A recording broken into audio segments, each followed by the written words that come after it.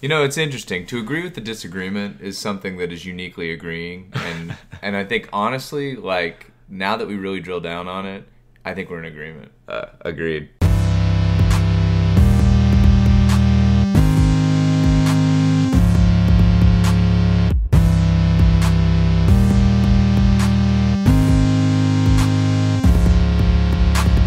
Hello, everybody, and welcome back to the Tether Radio Podcast, the only podcast keeping you from spiraling out into the infinite abyss. My name is Daniel, and I'm coming at you from Knox Vegas, and I'm joined, as always, by my brother and co-host, Joseph. What's up, guys? This is a super special Thanksgiving episode here.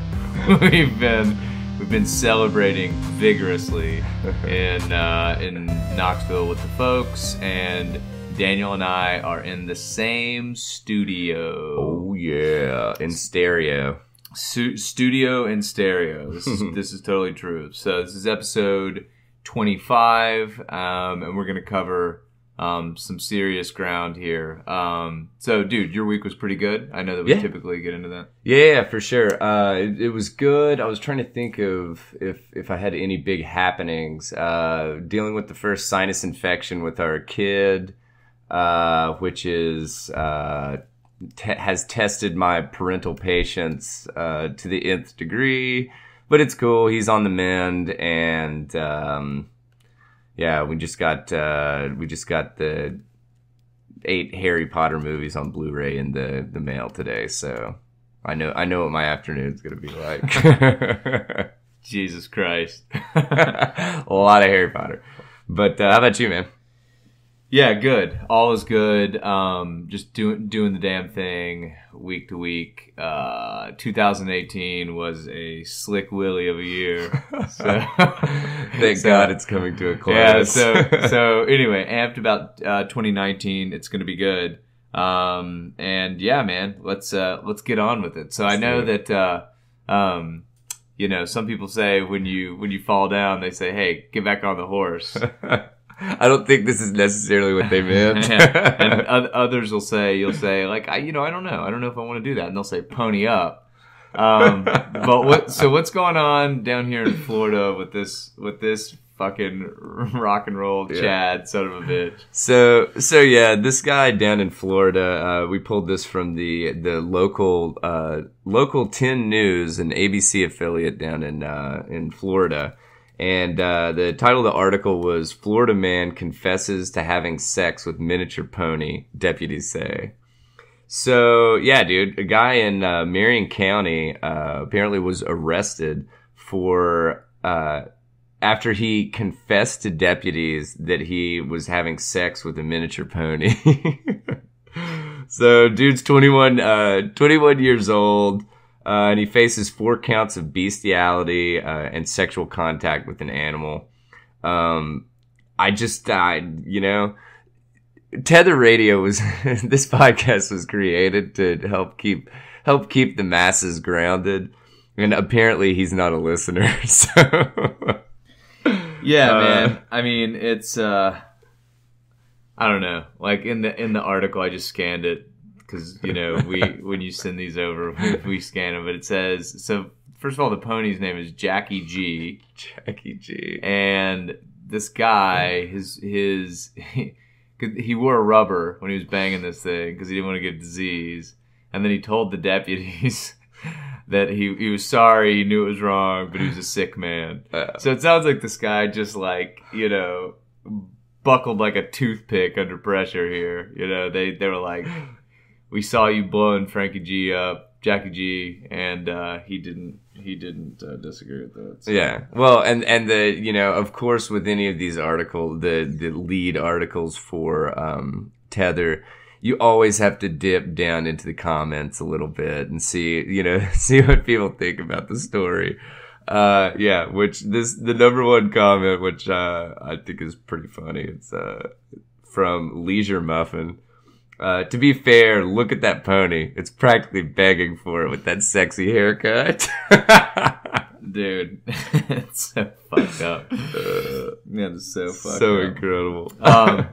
So, yeah, man, get off the, Get off Maybe the you gotta pony, stay bro. off the pony. Get off the pony.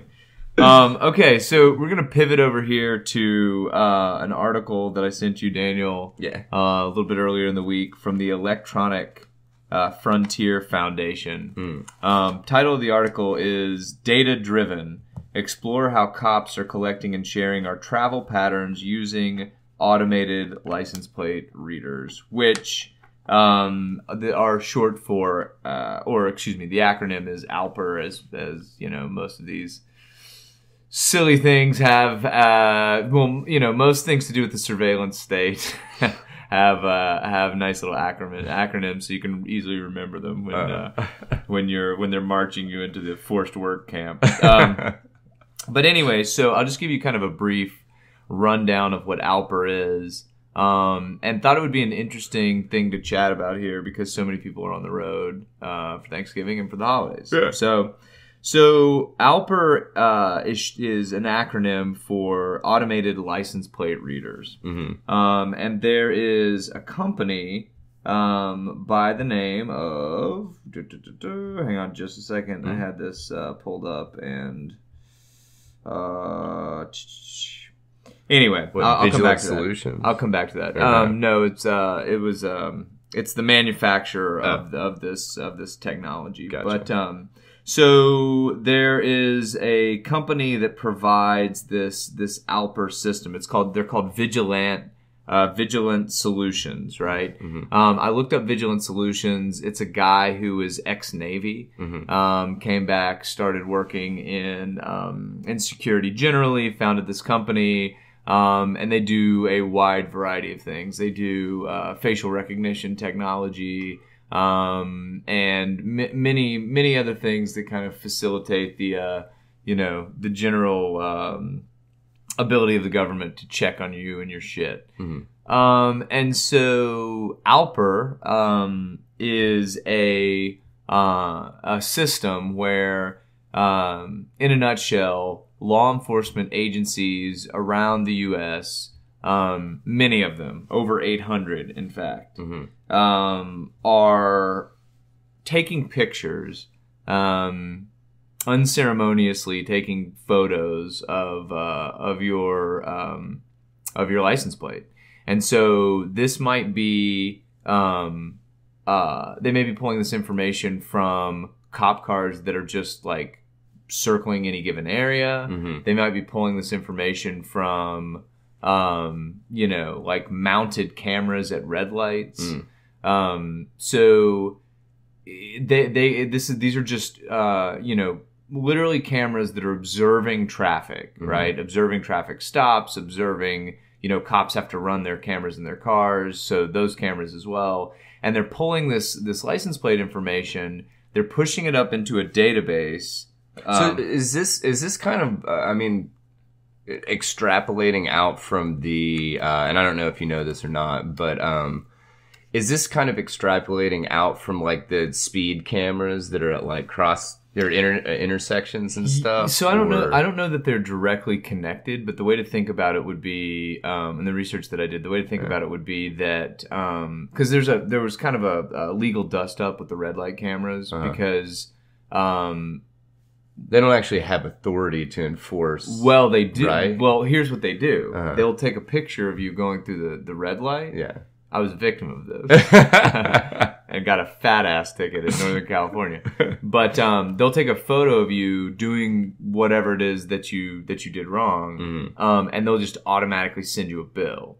Well, so the issue is you're supposed to be able to face your accuser in court if you so choose. So there was a lawsuit in California a few years ago where people pushed back and said, like, this is total bullshit. You're not even a government agency, right? And if I recall correctly, they actually won that, and people did not have to pay these hefty fines. Which, by the way, when I got mine, it was like $450 or something crazy like that. Yeah, and I had done like a according to them like a rolling stop, I guess, at a red light.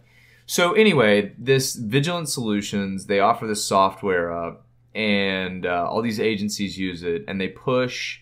So kind of the magic of the software, the secret sauce, is that they're just able to take these photos of license plates and turn them into machine-readable text. And then they just format it, push it up to a database, and then all these different agencies that are plugged into the Vigilant Solutions network.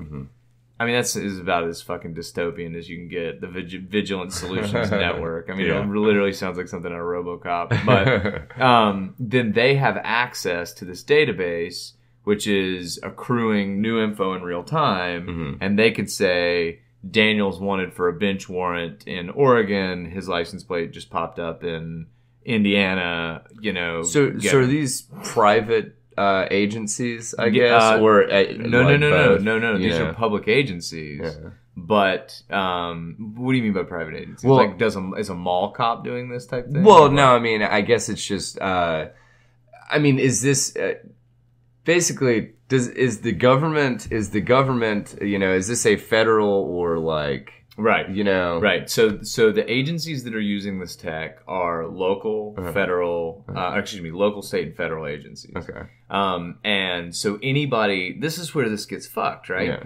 Anybody that buys from Vigilant Solutions has the ability to share into this database system. And if they share into this database system, I'm assuming, which full admission here, I did not look into this, but they can, when they commit shared resources, I'm quite certain that they get to, partake in the shared resources, right? Because they put information in, I'm sure they get access to information. Okay.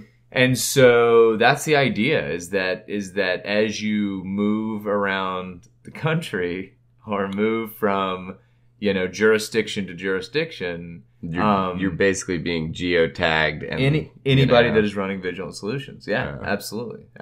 And so, how many agencies did you? Yeah, so I'm gonna pull this up and make sure that I'm giving the proper information. We've got this article posted, but I'm gonna post a little bit about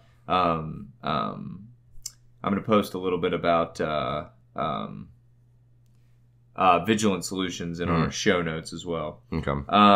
Let's see. So this says this says that just using the group Electronic Frontier Foundation, which I would highly suggest checking out EFF. They're dope. It's a watchdog agency. Like, this is something that people need to keep the finger on their pulse of.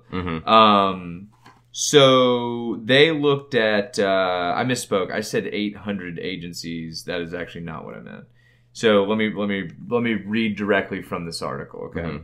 Our research shows that 173 agencies from 23 states and federal government accounted for roughly 2.5 billion license plate scans in 2016 and 2017. The remaining 27 agencies refused to turn over reports on how much data they collected. That was to EFF. Okay. Wow. The records show that on average, law enforcement agencies were sharing data directly with around 160 other agencies. So they were, yeah. And most agencies were also adding to a pool of data shared by hundreds of other unidentified entities. So this is like self-reporting, basically. Correct. And when I just gave you like that bonehead number of 800, I do remember that. Yeah, this is where that came from. I got my numbers mixed up a little bit here, but right here. Police agencies directly sharing data with more than 800 other agencies, right? And so that is, so I misspoke. It's wasn't 800 law enforcement to law enforcement. It's 800 agencies in general. That it's unnamed, named, whatever. Correct. Kind of thing. Correct. But dig this. And then we'll kind of get the article up here and chop it up, but I just wanted to provide kind of a baseline. In 2014, Vigilant Solutions claimed that sharing with with NVLS, which stands for the National Vehicle Location Service, which is a Vigilant Solutions product as well. In 2014, Vigilant Solutions claimed that sharing with NVLS made data available to 3,000 agencies and 30,000 law enforcement employees. Jeez. However, that was when Vigilant Solutions provided free access to NVLS which seems to no longer be the case. Records now indicate it is shared among hundreds of agencies. Vigilant Solutions declined to provide more information about NVLS. Yeah. So this is something that I feel like we say this shit every single week. We talk about this a lot. Yeah. And I think one of the reasons that I continue to bring this up is because we are in just a really formative, important time in technology right now. I mean, big data didn't mean jack shit until you had the systems to be able to handle and make use of big data, right? Mm-hmm. And when you have the ability to take a fucking picture of a parking lot with a, I mean, I don't know if any dear listeners, anybody's been out there this holiday season shopping, but the next time you go to someplace, some physical location to shop, if you do that anymore, take a look around in the parking lot. You'll see a police, looks almost like a scissor lift, and at the it's top, like a temporary police. It looks like a crow's nest. Yeah. Right? Mm. And this thing is surveying the mall parking lot. Okay. Now, in this world of rogue AR-15 attacks and just bizarre shit where public places have become something to be cognizant of. Yeah, I get it. So I don't know how you walk that line. Mm-hmm. But what's really crazy to me is that this article was published recently. I'm trying to find a timestamp here.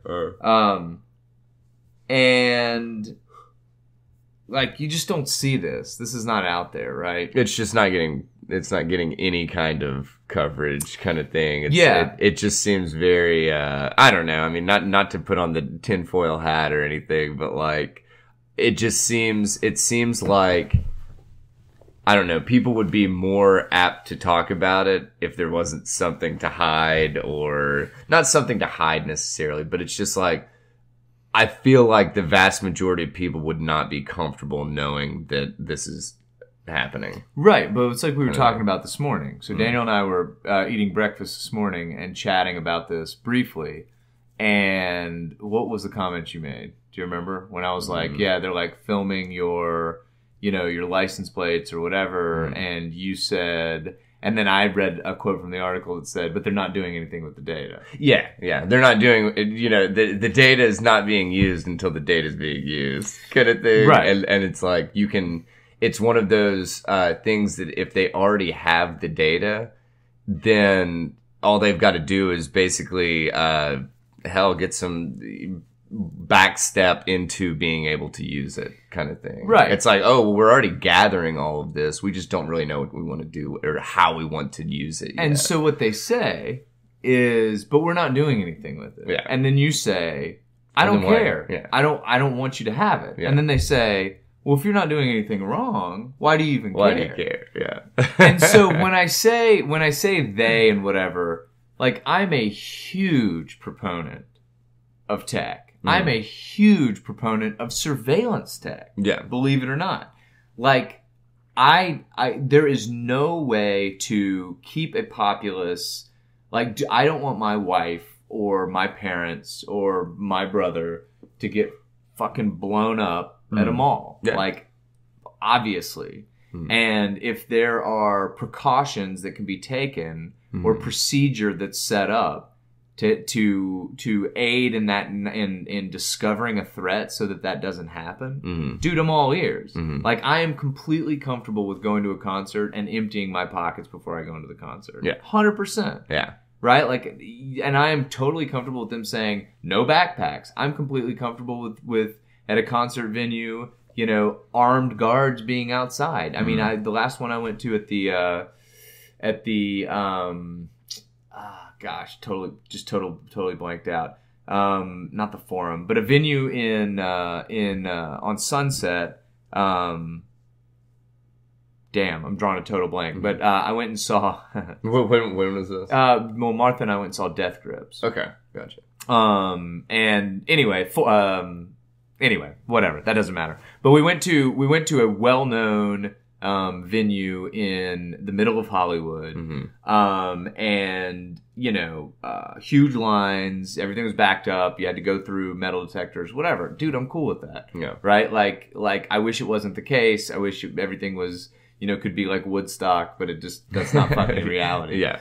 And so I'm down with this. Like, I'm down with, and this, we chatted a little about this. Some of the tech projects that I'm working on are kind of, social media oriented or whatever. And I'm down for that. Like, I think that there's a way to use this technology in a more healthy and productive way. But that's not what this is. This is in my mind, a clear overstep based on information asymmetry. Like, the vast majority of people they haven't thought about it. They don't know that this is possible, whatever. Well, they don't know how important their data on them is. That's right. They don't know the importance of it. Right. And how it could be used. And, And so we're in this really interesting time, man. Really fucking interesting time where I think the vast majority of people are feeling pretty left out, pretty off-put by how quickly technology is moving. Yeah. And so if you talk to your parents, if you talk to, even someone that's maybe less tech savvy in their 40s, if you talk to even probably some peers that you have, I'm being overly presumptuous here to think that, to presume, the kind of breadth of our audience here. But I mean, if you just talk to some of your peers, talk to your kids, depending on how old your kids are, like chat it up with them. People, they use these little windows to this infinite information that the world offers in cell phones and computers or whatever, but they really don't know how it works. And I think that most people think that aren't involved in technology, I could never learn that or whatever. And so what ends up happening is that the questions that you're asking about why technology works the way that it does, you're either not asking the question because it's never occurred to you, or you're asking the wrong question because you're not thinking about the nature of like. So do you think it's almost like a situation of like not having a grasp enough to even be able to ask a pertinent question? Absolutely. Kind of Think about this shit. 23andMe. Yeah. Collecting your DNA. Yeah. What the fuck happens to it once they collect it? Your iPhone. You're unlocking it with your facial fucking structure. The thumbprint. Your thumbprint. That's exactly right. iPhone literally created a way for every dipshit to get their thumb scanned. Yeah. Yeah. Now, the way that these systems work, if you work in technology, or maybe not even work in technology, if you just sit and fucking think about it, your iPhone, your thumbprint, your facial scan does not live locally. Yeah. I'm sure I could look this up. I'm willing to wager that it doesn't live locally. Meaning that it does not live on your iPhone. Yeah. Right? Meaning it's that getting bounced out. Checked against the information they have. That's exactly right. That's exactly right. And so my point is that convenience shrouded as control, a mechanism for, convenience that is shrouded as, a mechanism for control shrouded as convenience as an entree. Yeah. Yeah. Is a fucking weird thing. And again, I'm not putting the hat on and saying rage to the government, right? Like, I mean, I really appreciate the situation that we're in, as Americans, to be able to have the freedoms that we have, and like shit's got to go down for that to happen, right? Yeah. But I just think that things like this, I would be willing to say that 9 out of 10 people would maybe not be surprised that they're being tracked. Yeah. But they don't understand the fucking levity of it. Right. And or the gravity. I'm sorry, yeah. Gravity of it. And that's pretty mind bending. So anyway, we're gonna get this thing posted up, the Electronic Frontier Foundation article. And I'm going to throw the Vigilante. See, that's a Freudian slip there, right? The Vigilant Solutions website up there as well, so you guys can take a look at it. But again, just to wrap this, my point is think about it. My point is take the time to think about the technology that you're interacting with, right? Yeah. Take the time to cover your camera on your computer. Yeah. Take the time to like think about like the texting apps that you're using. If you can use end-to-end encryption, you should. Yeah. And these apps are super easy to use. Yeah. Pick up Signal, use, Whisper or Telegram or, use an end-to-end encryption service that's not owned by Facebook or Apple. Do your research and know the technology that you're using. Understand what a VPN is. Understand what a VPS is. And I think that's really, what lots of problems in the US always circle back to just educate yourself. Right. Like honestly, just make informed decisions, and before you just click OK on that, hey, we're gonna, we're tracking this website with cookies, and we're gonna save all these cookies so that we can serve you more relevant ads or whatever. Before you hit that OK button, take a 5 seconds to hesitate and think about what exactly you're agreeing to. Kind of thing. So, absolutely. And is it worth it? So let me just read this really quick, right? This is from geek.com from 2015. Okay. This is almost 4 years ago because this was January of 2015. We like to think that our most personalized passwords will keep us safe, but there's nothing stopping tons of people from having the same sentimental attachment to, say, a high school mascot or a certain sequence of numbers. Only you have your fingerprints, though. That's what makes Apple's Touch ID so appealing. Recent patents show Apple is considering expanding their finger scanning security system by storing users' data in the iCloud. Ooh. That fucking means, you have to understand this. When you scan your thumbprint, what is happening is a machine is saying, these data points, I can now look at these data points and see if this thumbprint is of the thumbprint of the person that I need, right? If you hack that system such that the data points that you're sending into the computer without a scan are the data points that match to a thumbprint, right? The data that it needs to make a match. Well, you just skip the biometric part, right? I'm not saying it's that easy because obviously maybe just make a strong password. Well, yeah, really. It's like there is a happy medium here. It's like people, well, I guess I don't want to go down that rabbit hole, but I was gonna say, I'll just say it real quickly. It's like people discussing their crypto keys, right?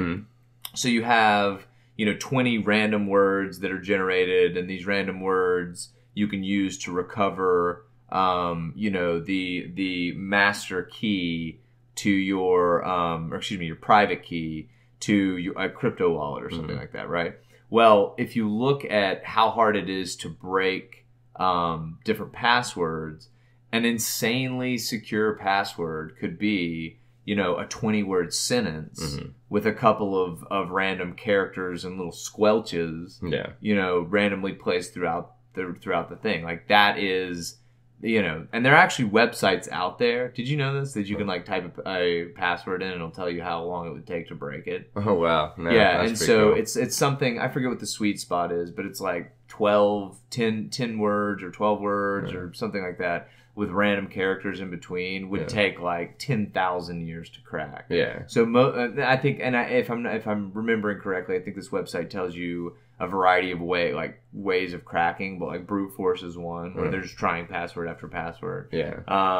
So right, that's it. Like you don't need a password that's never going to be cracked. You just need a password that's going to take, I don't know, 50 years to crack, or whatever. Yeah. And so probably not a good idea to toss your the data associated with your face and your thumbprint and your biometric information into the iCloud. Yeah. But a lot of people aren't going to think about that because they're going to value, the immediate being able to unlock it with their thumb instead of having to remember a 4-6 digit code, whatever, to unlock their phone. So. Pretty wild, man. So I'm going to throw this Vigilant Solutions website up as well, so y'all can take a look there. But anyway, all right. So pivoting off of that, right? We've got a new study that's come out. We talk about social media a lot on here, and you know, I think we both agree on this. Social media is going to be like the cigarettes of the 21st century. It's 100%, and the best part is now is when the data is starting to show more causation than correlation. Yeah, and they're able to actually, well, for instance, so this study that I pulled was from Business Insider. And it's called A New Study Finds That Cutting Your Time on Social Media to 30 minutes a day reduces your risk of depression and loneliness. So I thought that this just hit home hardcore because this actually was or is credited as one of the first studies to show cause versus correlation in depression and loneliness and all of that. So what they did was, and it was this, it was a group of researchers from University of Pennsylvania, and they said they basically found that if you limited your social media consumption to 30 minutes a day, that you have lower rates of depression and loneliness. The way that they did is they took 143 undergraduates and basically said, hey, you're going to use Instagram for 10 minutes, Facebook for 10 minutes, and Snapchat for 10 minutes. And so, and they wanted to look at how that affected their, like, let's see, it was for 3 weeks, and they said they wanted to ask the students questions to assess mental health across 7 different areas. These areas were social support, fear of missing out, aka FOMO, loneliness, autonomy and self-acceptance, anxiety, depression, and self-esteem. So the best part is, next line in this article is from the lead researcher. Here's the bottom line. Using less social media than you normally would leads to significant decreases in both depression and loneliness. So, I mean, it is completely and utterly cut and dry. And like you said, Joseph, it's just really funny that it has, okay, the advent of Facebook was what, 2006? Yes. Or something around there? Yes. It is currently, or it is now 2018, and now Founded is the first. 2004. 2004, okay. But, so it has taken 14 years of data acquisition, and I'm going to use that word or those words just because we're talking about Facebook included in this group. But it is, you know, it just, this comes as zero surprise, you know, because right. it's one of these scenarios that, you know, which I think we talked about this before, and you had sent a video of some of the developers for Facebook being interviewed, right, about like how toxic, and just early employees. Yeah, early employees. And they actually had an interview with oh my gosh, what is the actor that was in Flight and Denzel Washington. And he had an extremely good point, in my opinion. From the days of, you know, you used to go to a party and you would try to basically be accepted and social and basically bring a positive presence to a party of, we'll say, 20 people. Okay, so you're having to try to make 20 people at least comfortable around you and happy with, you know, hanging out with you and stuff. Okay, that's all good and fine now. Well, now you look at like friends lists and stuff on Facebook and Instagram and all of that, and people have thousands of Facebook friends, or, you know, even hundreds. And what what they do is they want a post that's going to get lots of likes, So you're trying to appease, instead of 20 people, you're trying to appease with every bit of your presence on social media, every one of your friends. And it's like you post some kind of I don't know, political standing or something. You're all, there's always going to be somebody in that group that's going to, disagree with you and probably put it on your Facebook and stuff. So it had to be super, super, super detrimental to mental health. And this study is basically just saying, yeah, guess what? It is. No surprise here. But anyway, it was just it was a very interesting article because, like I said, this is the first that we've seen of studies that are showing causation versus correlation, And so if there's any takeaway for this little segment, I guess, dude, limit your fucking social media. Hell, if you can get away with it, take the dive like I did. Get rid of Facebook, all that stuff. But anyway, so I kind of wanted to pivot from this article into wait, let me just mention a couple of things real quickly. And I was just, as Daniel was talking about this, I was looking up this interview with a guy named Chamath Palihapitiya. Mm-hmm. Excuse me for the mispronunciation probably of his last name, but this gentleman was an early guy at Facebook. He's the founder and CEO of Social Capital, and he had this interview at Stanford in November of 2017. So this is not that long ago, right? Mm-hmm. And so his quote from this interview at Stanford is, "I think we've created tools that are ripping apart the social fabric of how society works. The short-term, dopamine-driven feedback loops we've created are destroying how society works. No civil discourse, no cooperation, misinformation, mistruth. You are being programmed." Yeah.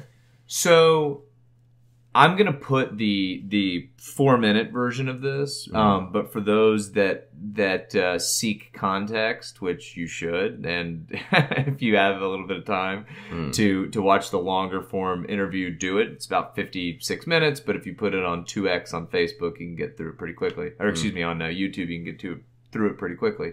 But this is these people knew what they were doing. Yeah. I don't think they understood necessarily maybe how quickly we'd get there. But there are certain loopholes in the ways that humans interact with each other, right?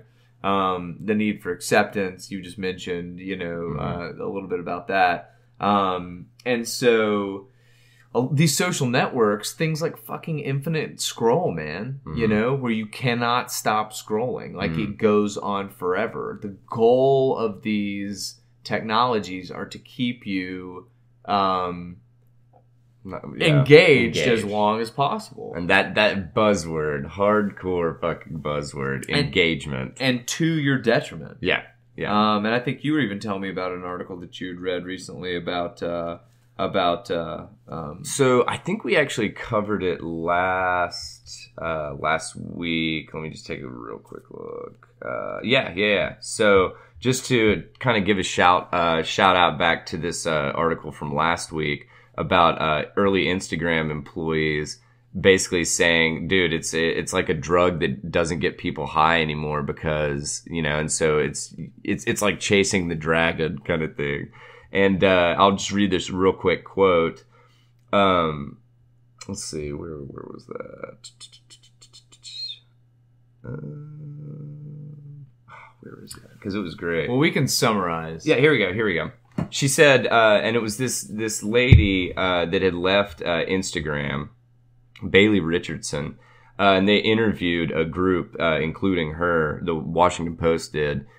And she and a few others from the group said the sense of quote The sense of intimacy, artistry, and discovery that defined early Instagram and led to its success has given way to a celebrity-driven marketplace that is engineered to sap users' time and attention at the cost of their well-being. So it's literally, bottom line, they just, like Joseph said, they just want to keep you engaged on their app, which this is a kind of good. Do you have anything else to say about that? No. All right. Well, this is kind of a good spot to pivot into the next article. That it is. I thought this was hilarious, but a guy from Engadget decided to turn every one of his phone's notifications on for like every app, everything that he had. So like all emails, all like Facebook, the maximum number, all on all of his social media. So he just went into his phone and literally turned everything on. Right. And the article is the article was named "Death by Push Notification," and he was like, "Man, it was actually very it was a very interesting study, I guess, or self-study, because let's see." And just to give you a little bit of a background on what he ended up doing. So he decided to crank the notifications up to the max. He had two main rules that he was trying to abide by. Turn on all notifications for all apps without exception. And then number 2, when a notification arrives, go straight to it and consider fully what it wants me to do unless I'm driving or am otherwise completely indisposed. So he went ahead and turned everything on. And he does give a shout out to the latest like iOS development that about trying to help you monitor your screen time, which I don't know. It's just, in my opinion, it's just another data grab, but that's just me. But anyway, so to give a few highlights about it, he said out of all of the applications and stuff that he had turned on the notifications about, the most useful he actually saw were the news applications. And he said the reason, even though they were pushing out, breaking news and stuff all the time about kind of irrelevant stuff, there was always that diamond in the rough kind of thing that it's or relevant article that would come, and it's like you're still having to sift through all of it, But if you really want to have the latest and greatest in news, I guess, then he's like, this is the only thing that I could kind of get behind, like keeping them turned on. And then he moved into social media, and I just want to read this first. I'm going to quote the article for this first sentence in the social media realm. He said, "Social media notifications are incredibly pathetic and unnecessary." He goes on to basically say like how like with Facebook, the vast majority of apps with Instagram, the vast majority of notifications that he was receiving is, hey, someone posted for the first time in a while, or someone added to their story. He was just like, this is just completely, it doesn't matter.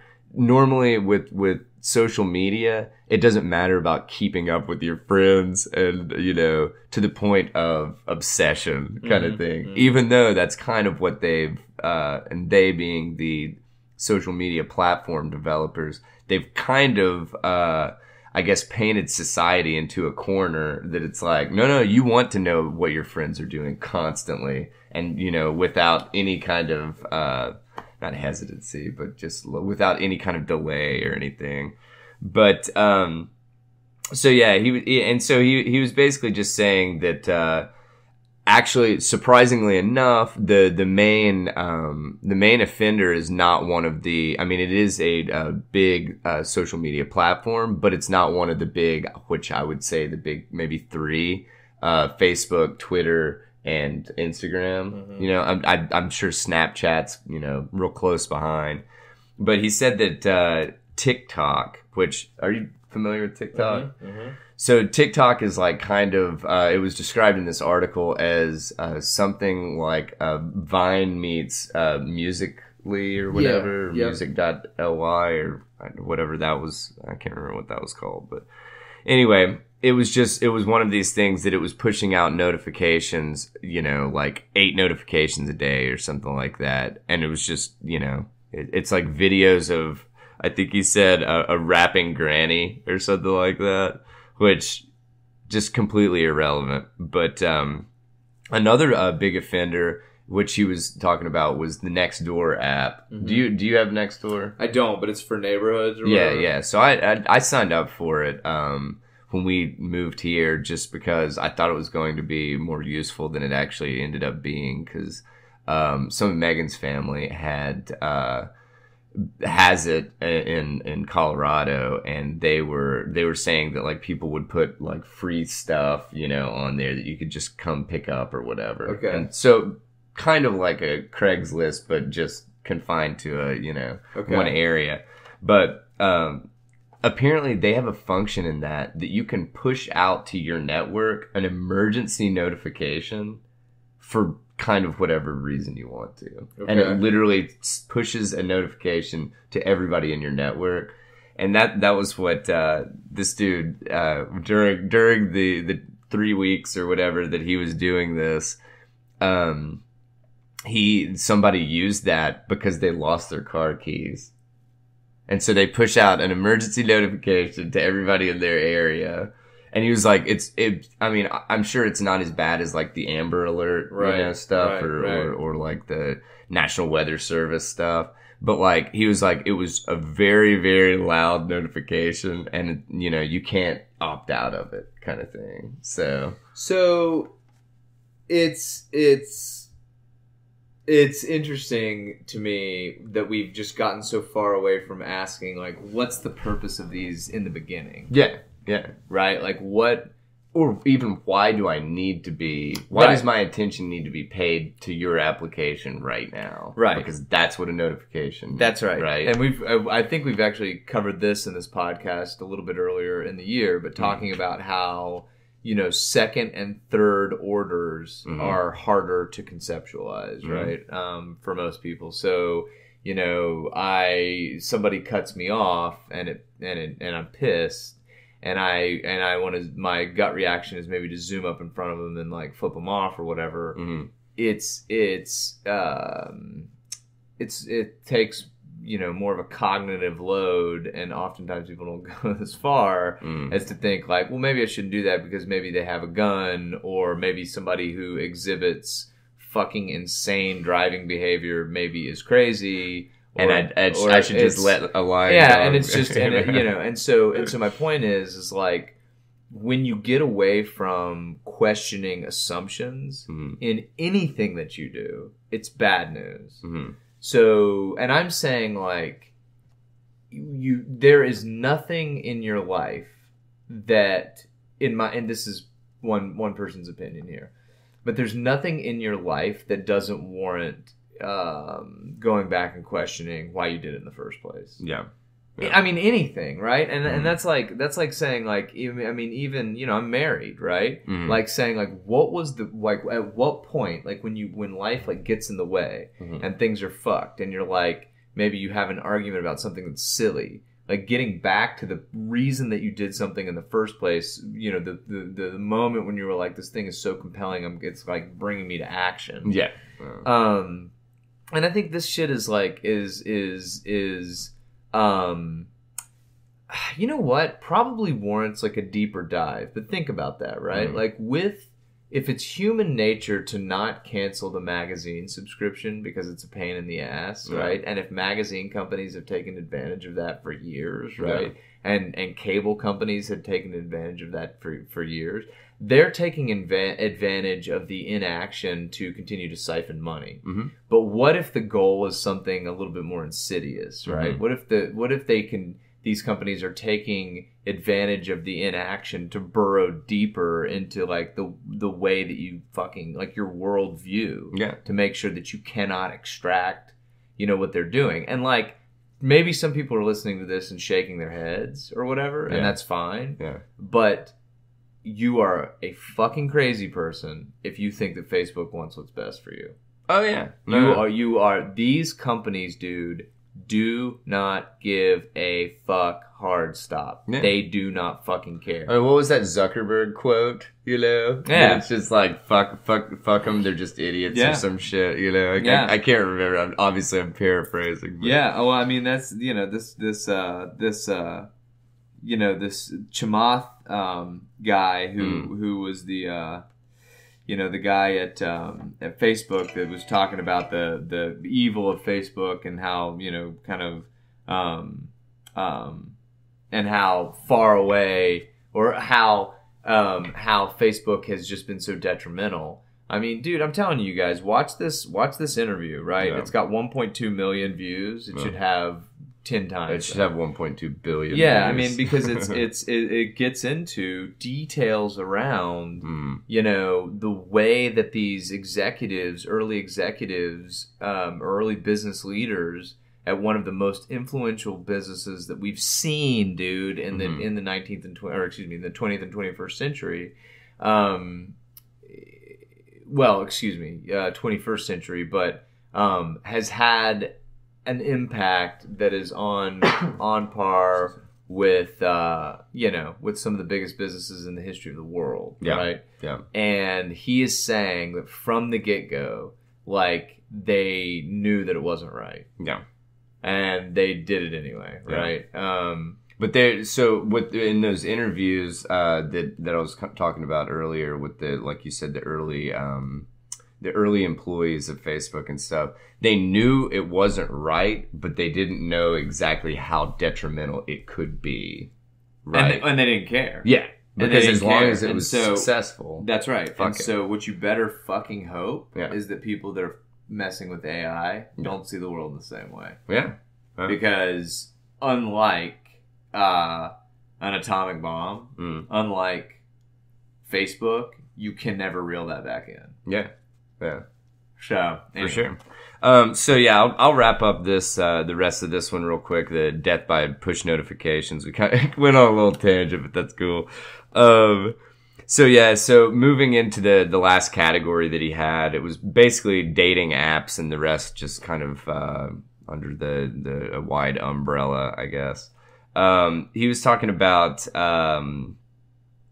one of the main offenders in regards to all those was Amazon Prime Photo, that it would literally send a notification every day to go revisit memories, kind of thing. Right. And it was just, he's like, they're memories from yesterday. I don't know if I necessarily need to revisit them in every 24-hour cycle. Right. But, which is kind of funny. But the other, the last one that I kind of wanted to mention was, and this kind of comes full circle back to the kind of the license plate photo stuff.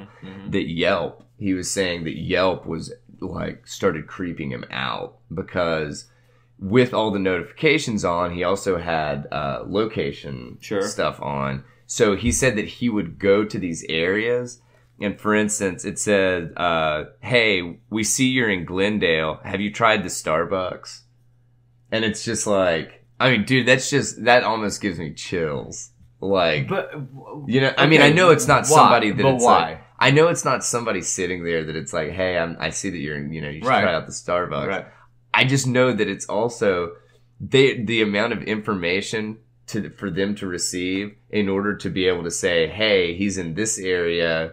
This is around him. For a fact that there's some kind of targeting of the, market for that. And it's like, oh, well, they probably have the information that he's approximately this age. Maybe he'd, be down for Starbucks or whatever. Yeah. So we're gonna push out a notification that it's like, check it out, dude. So like working with data, with big data, what you can do with statistics in big data would blow your mind. Oh. And I was looking for this the other day and I wasn't able to find it. I'll try to tool around again. And if anybody in the audience out there is a data scientist, I actually have a friend that I think I could ask that works in data science. But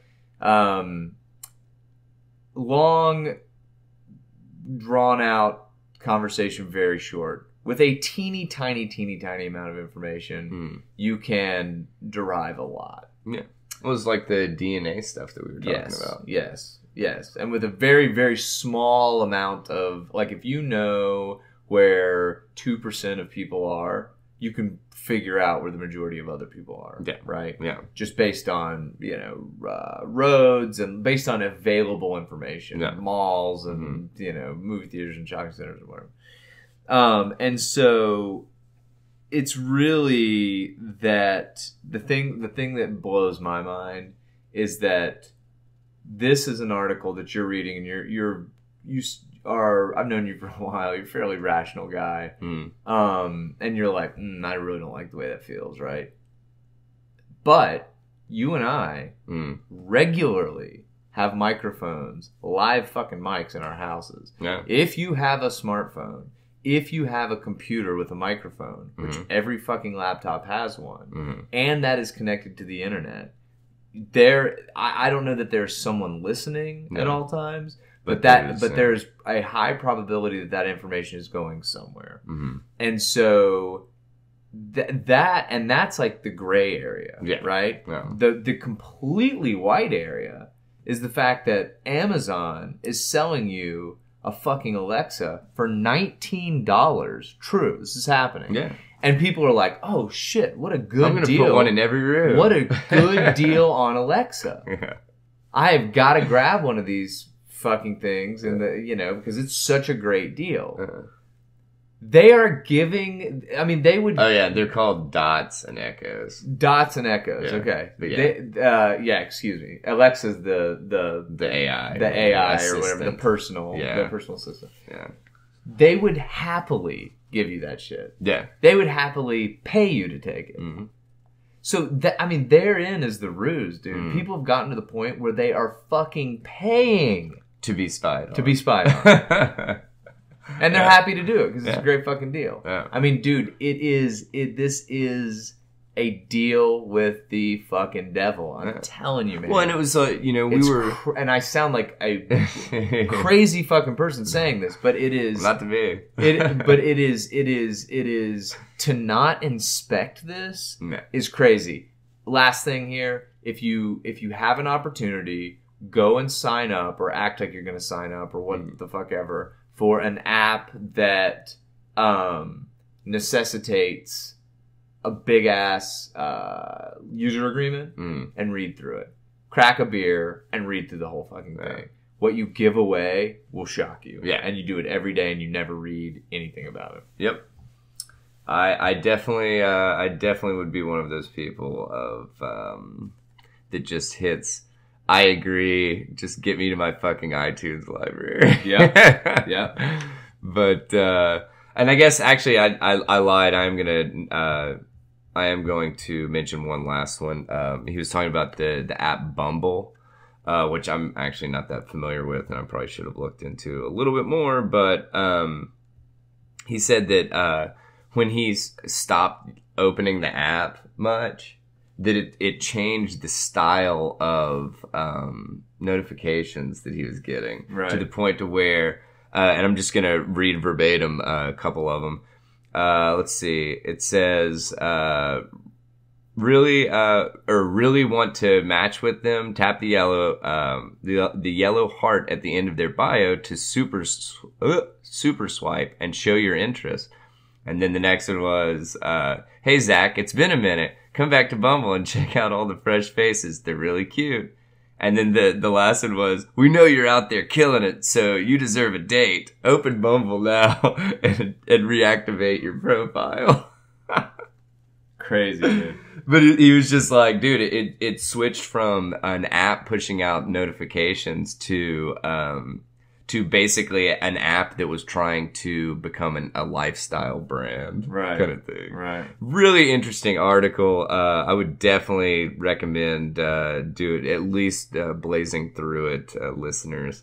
But yeah, man. So we'll cruise on from that. Tell us about this. Now that we're going to step away from the tech world pretty much completely. Yeah. Tell us about this missionary that met his demise. Yeah, man. So this is a story that, in the next, I don't know, 3 to 5 years, you'll probably maybe never hear another one like it. Simply because the world has unfortunately gotten to be very small. But so this was this past week, I believe. Yeah, November 23rd. Yes, this past week. This guy named John Allen Cow, right? Or Chow or Cow. Yeah. 26, was killed by arrows from in the Andaman Islands in North Sentinel, right? In Indian Territory. Now, this island is inhabited by the Sentinelese, right? Who are a completely isolated tribe. They have no contact with the outside world at all.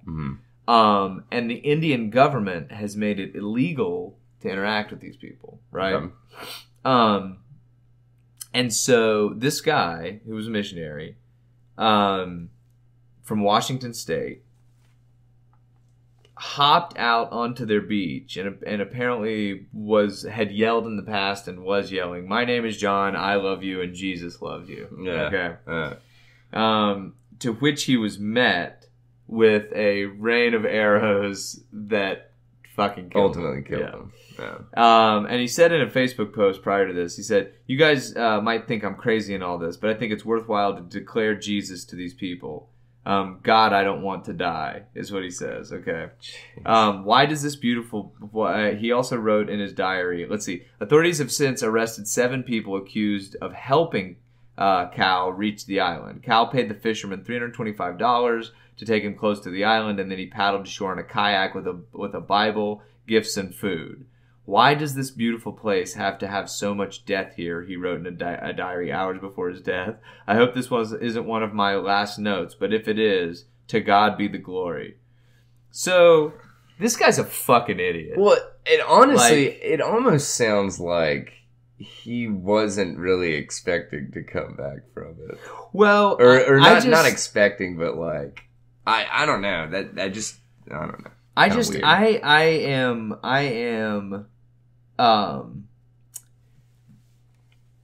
respect the fact arrow firing squad. Yeah, right. Suicide by preaching or whatever. But like, dude, I'm down, right? Whatever gets you through the day, do it. That's cool. But I can't help but think somebody like this, like, there's a problem with them. Yeah. There's an issue with them mentally.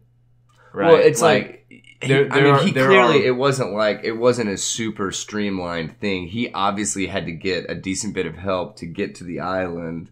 It wasn't just I don't know. It sounded like he had to put forth somewhat substantial effort, right, in order to actually make this happen. And it just seems like the whole time you'd be thinking, maybe I should be doing this. Like, well, it says that John lived and gave his life to share the love of Jesus with everyone, and so there you go. But like, insane. there was another follow up article that I read to this that was like a ministry had posted this description of the tribe and said that they were 0% Christians out there. So apparently it was like a target for people to go and try to convert them. But when I first read this, I misread and misquoted the article to you. I thought they were arresting the Sentinelese people for murder, and they're not. Yeah, they're arresting the people that helped facilitate, which makes sense. So let me ask you this though: Do you agree? Right? Do I agree that they should be arrested? Should not be arrested. The tribesmen yeah, and tribeswomen, or whatever the term would be, should 100% be not be held accountable for this. Absolutely. The whole concept of what they've set up and established is, hey, you guys stay on this island. You guys can stay away from technology, function however you'd like to function kind of thing. And we're going to stay, you know, whatever, inland. Right. Or whatever and anybody, you know, it's illegal to go visit them or whatever, to try to get out there because shit like this goes down. Right. When you can't speak a language, when you can't communicate, and, you know, it's 100% they should not be held accountable. Dude. Right. It's just, but yeah, because originally when we were talking about it, I was pretty fired up because I'm just like, wait a second, because some stupid ass missionary dude that, you know, I'm sure his heart was in the right place, but apparently his head wasn't. And so it's just like, man, that is 100% on that dude. 100%. Absolutely. So. Absolutely. But anyway, so it was definitely like you said. I'd say that, you know, obviously the tribes that are completely devoid of technology, that's, you know, it's quickly becoming a fewer and further between kind of thing. So yeah, man. But anyway, we're gonna take a hard right from that.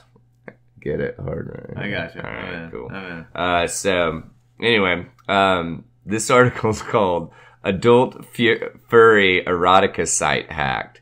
I thought this was really interesting. Not only, first of all, just like an adult furry erotica site. It was just kind of funny. The best part is it's called like Hightail Hall or something like that. That's the name of the erotica site. Yeah. Okay. And it was described. I loved how they. Here it is. Hightail Hall is a customizable role-playing game which features what the website describes as sexy furry characters, including buxom zebras and scantily clad lionesses. Okay. All right. But anyway, so I thought this was really interesting because it's kind of a shout back to the Ashley Madison. Is that right? Yeah. The Ashley Madison breach, because after the Ashley Madison breach, lots of adult websites and basically porn sites and I guess infidelity sites or infidelity facilitating sites, they started getting hacked. Like, and it was almost like hackers were targeting those types of websites due to the fact that, and correct me if I'm wrong, but with the Ashley Madison breach, all these people, their names were basically held, and they were extorted for money. Yes. For it, right? Yes. And so they were like, hey, we won't release your name, as long as, you know, you pay X amount or whatever. And so these hackers were able to generate obviously a decent bit of money, and it proved lucrative. So they kept hitting, websites. But yeah, apparently, so the Ashley Madison thing was back in 2015, but, October, and I believe it was October of this year, 8 porno sites, including one known as Wife Lovers, were hacked, exposing more than 1.2 million email addresses. That might not seem very, you know, very bad, I guess, but it's like, you look at the vast majority of people's email addresses, and a lot of them are their fucking names. Right. You know, Right. so it's pretty much one step away from releasing the actual person's name. But then Pornhub, which is obviously, you know, huge porn website, in October of 2017, they got infiltrated with malicious advertisements and potentially infecting millions of users with malware. So it was just it was interesting to me that hackers had kind of they to a degree had given up on the identity theft kind of shit and like whatever, trying to open credit cards or steal credit card information and stuff like that. And they've just become, I guess, a little more brazen and said, "Hey, we're gonna hack this website, get user data, and then extort these users for money." Okay. So it was just it was very interesting, and I'm kind of interested to see if more websites like this get hacked, I guess, and if there is actually like a targeting adult websites or whatever. Yeah, well, I'm sure because these are people's personal lives and they can be extorted for tons of dough, man. Yeah, Yeah. Which apparently, let's see, it said, in July of 2017, the owners, I guess, I'm trying to figure out what website this was, but basically, the owners of a website that was hacked, they were extorted for $11.2 million to settle a number of class actions brought by users as a result of the hack or whatever. Okay. So, which I think that's actually referring to the Ashley Madison stuff. But yeah, like, I mean, it's just, people are out there doing, whatever the fuck they want on the internet, the interwebs. And I just think that it was just kind of crazy that this is the new, I guess, trend for cybersecurity and cybersecurity breaches kind of thing. Yeah, I mean, but it makes perfect sense because obviously you're going to target people where they're going to be more willing to pay money. And I can guarantee you that if somebody's like, hey, we just hacked Aetna and, in order to have your healthcare information, that's going to be much less compelling than we just hacked, like, whatever, furryfuckers.com and we're gonna expose you on the neighborhood app, or whatever. The Nextdoor app. Unless you pony up. Is that a shout back to the first article? Yeah, exactly. That's exactly right. So, anyway, all right. So, what do we have next here? So, yeah, man. So, something else that is near and dear. Well, not something else. This is near and dear to my heart in regards to just having a medical background. The anti-vaxxers wave, I guess. Okay. And you were telling me a little bit about this morning. The situation in Asheville. Is that what you were going to? Correct. Yeah. So basically, what has happened is there. If I don't know if our listeners are aware, but in regards to be part of public school systems, there's a requirement of vaccinations. Some states offer the parents the option of opting out of vaccinations, but it has to be, and this is a state-to-state basis, it has to be either literally medically necessary for them to not receive it because, for instance, like the influenza vaccine they grow it in eggs. Well, if you have an egg allergy, you can't get it, kind of thing. Okay. So stuff like that, or they said some states have, I guess there were three different categories: medically necessary for you to avoid them, philosophically, and religious. And so then what happens once you file this? So you basically have to prove that in your own words, and it was kind of interesting because I looked up I was trying to remember it was the National Vaccine, let's see, let me look it up real quick. All right, so it's the National Vaccine Information Center. And they kind of had, they had like a nice little, a nice map of the United States, and basically they had a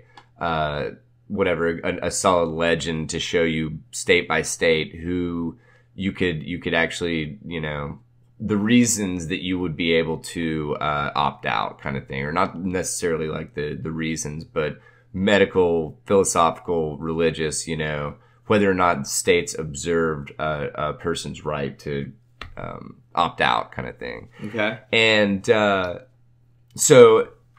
but the other option is enrolling your child in like a private institution or learning institution, which is what I'm talking about now with the state's worst chickenpox outbreak in 2 decades that hit in North Carolina in Asheville.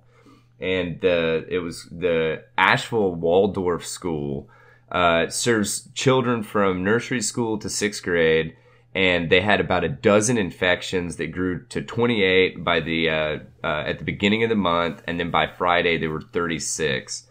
So they were talking about it in this article that man, the anti-vaxxers since 2001, the number of children under the age of 2 who haven't received any vaccinations has quadrupled, which it's probably still not a large percentage, but that's kind of scary in my opinion, because the vaccination, the anti-vaxxer like argument has completely been debunked. Like it is a myth. So period. So I think most people would be a little surprised to understand what the typical demographic is for anti-vaxxer parents. And I'll just, you may know a little bit more about this than I do because of some of your research on this, but as I understood it, Jenny McCarthy is a huge anti-vaxxer. Yeah. And Jenny McCarthy has a son. Her son is autistic. She was making the rounds on some fairly popular talk shows. This was a few years back. Social media. And saying shit like, you have your science, I have my son.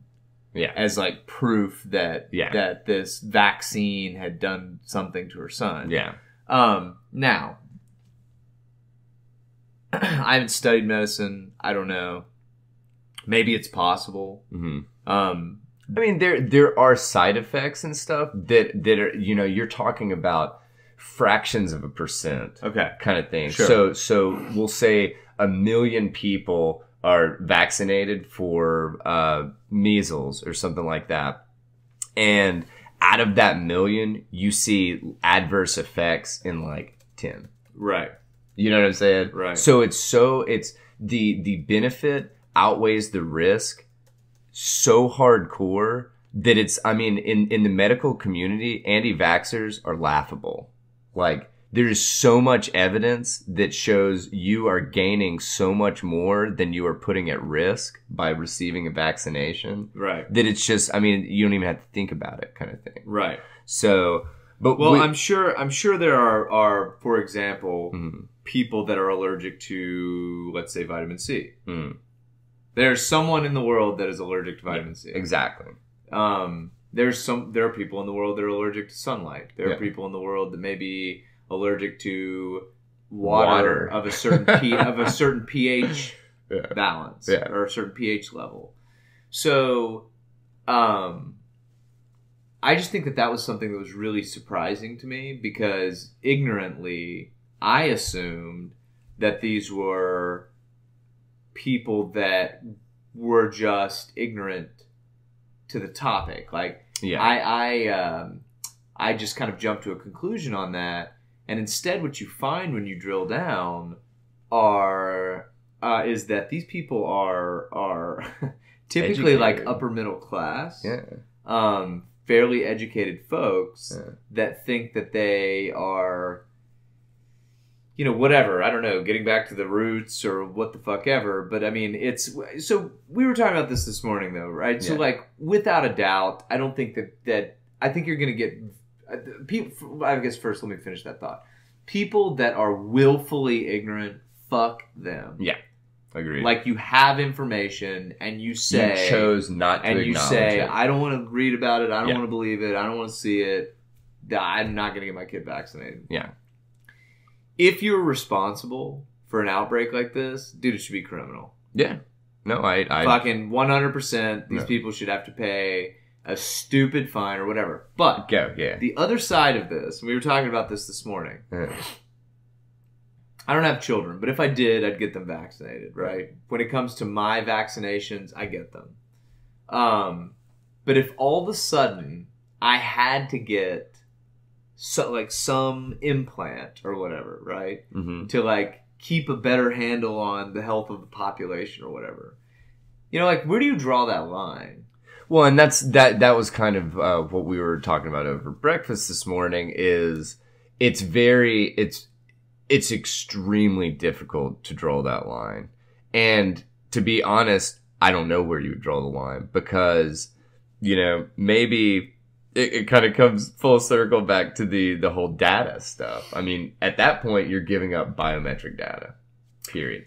If like, for instance, let's say that they come out with the medical community comes out with a chip that takes constant titers of antibodies in your body or something along those lines. Okay. I'm getting like Black Mirror on you, but yeah, so it kicks out. Trust me, within the context that China is going to be making everybody fucking fact, and we'll cover this probably next week. Yeah. Social scores are going to matter at scale in China by 2020. Yeah. I think you're okay. Go ahead, though. Get Black Mirror on it. Yeah, so yeah, but the thing is obviously with this information and data that is being generated from this hypothetical chip, it's got to be kicked out to some database, and it's going to be recorded, and it has to be monitored, because otherwise what the fuck's the point of getting the data in the first place? Right.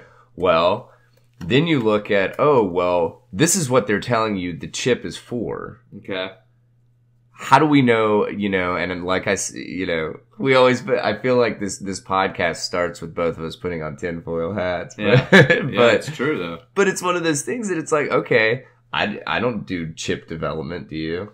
No. Okay. So you're having to go on somebody's word that that's what the fucking chip is going to be, what service it's going to be performing, you know? Yes. Yeah. So it's like, okay, now taking a step back, do you allow people to opt out, or do you have it be a government required regulation that it's like, hey, you have a child, they get vaccinations, period. Right. And I mean, I kind of like the idea that you just threw out, that it's like, oh, you know what? You don't have to get your kid vaccinated, but if you don't get your kid vaccinated and we're able to trace some kind of outbreak back, you're responsible for the damages. Absolutely. Period. Absolutely.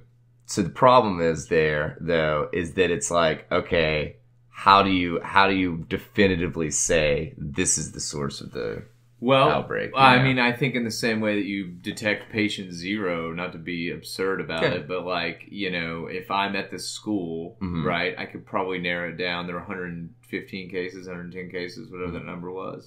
I could probably narrow it down to 2 or 3 kids that started exhibiting signs before anybody else. Yeah. My question is, you know what I'd actually love to do? What? Is get one of these parents on the phone after this outbreak just to hear their thoughts. Yeah. Because, I don't think that these people should be browbeaten. What I think we should do is try to understand. Yeah. Well, no, hear their side. What they're like, okay, you've seen what can happen. Right. Now what? And it's not about it's not about being right or wrong. No, yeah, but you know what I'm saying? Yeah. No, it's not about saying you were wrong, now do this. It's about saying, like, if you're serious that the reason that you're doing this is for the health of your child, let's consider the health of your child only. Yes. Not what a B-list celebrity says. Yeah. Which, by the way, is really interesting because I did see an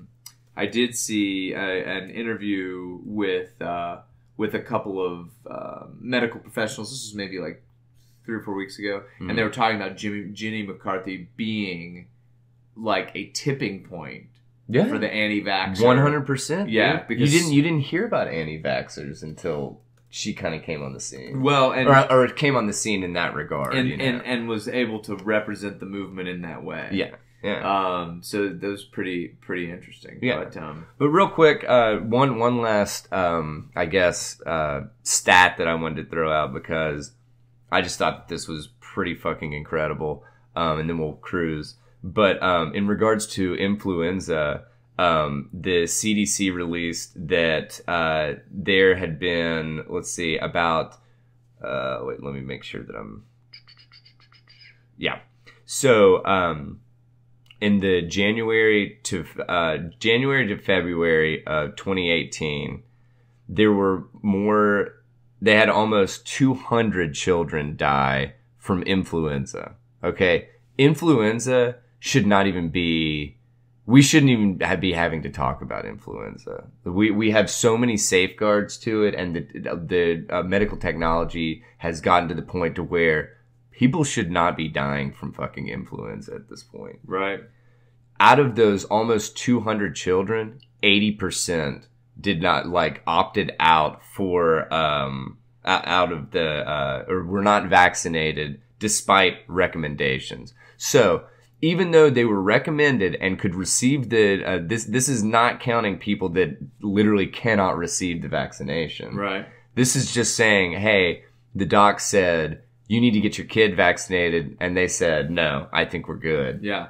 And over 80% of those children that died could have been prevented, most likely. So, just, I don't know, crazy.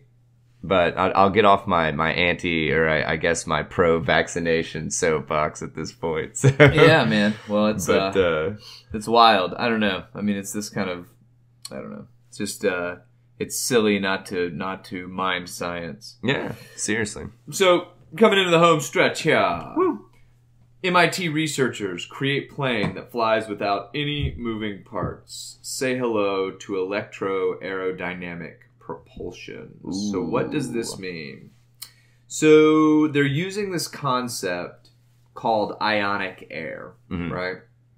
And so what is happening here in a nutshell, and you'll see in the video that we have posted, you'll see a little there's a GIF and then there's also a video that's attached to this article. But basically what's happening is that there are two nodes, right?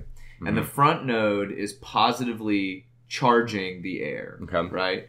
And then there is a node that is that's located behind the first node that's positively charging air, and it's negatively charged. Okay. And so what it creates is a situation where the positively charged ions in the air move towards the negative node.